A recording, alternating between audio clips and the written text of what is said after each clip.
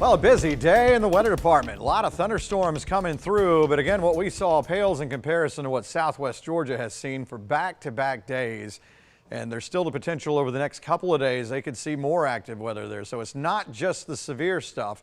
It's also the accumulating rain, flash flooding, and problems. So just a rough go of it there. So storms still possible, as I mentioned, as we go on through tonight. Here is the big picture. We had the main wave that came through, and then there was kind of a lull, and then we had this little bit that came across with some rain and a couple of rumbles in it, but no big deal out of that. But if you look out south of Columbus, still some things kind of trying to develop, even though it's nothing like what came through.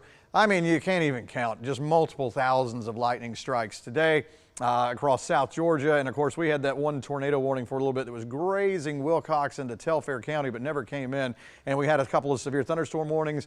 Lawrence County, one of those spots, some trees were down in multiple places there. And then of course, we had some hail and some severe winds as we got into Houston County for a little bit. But look at this. This is the hail stuff. I know this is not in our area, which is good. But we did have some hail. This is that one I was talking about in Houston County for a little bit, and then in Lawrence County. But most of this was all down here. You're talking 2, 3, 4. We've seen 5, 6 inch diameter hailstones in Mississippi. You're talking grapefruit size. Talking about amazing damage that can come from that. It's not something you see very often. This is kind of a springtime setup here, so a little bit odd. We're looking at rainfall totals 5, 6, 7 inches to our south and west in our southwestern counties, and then 2, 3 inches or even less than that, an inch in some spots. Just to show you, this conveyor belt continues to just throw thunderstorms from Arkansas down through Mississippi into Alabama, and still there is a low in level 1, 2, and a 3. It climbs up into South Georgia that ramps on back into Alabama and Mississippi, just in case, because the Storm Prediction Center also looking at this going, man, every time we look at the models, we just can't get a handle on the exact timing. So just leaving the threat possibility there. Storm outlook for tomorrow, a level 1 to a level 2 in South Georgia. And then even Friday, maybe just southwestern counties, southwest Georgia still with some thunderstorms. So let's take a look at future view once again with the understanding that this is not gospel.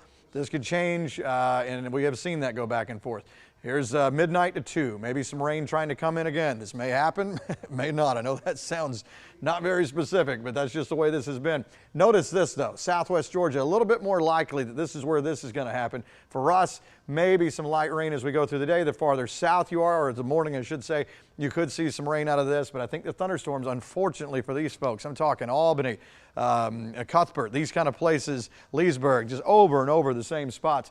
This is tomorrow afternoon. Again, heat of the day tomorrow, things could be firing at 2 or 3. Normally they are. We'll see how it's going. Do we get sun in the picture? Is the instability really starting to kick up?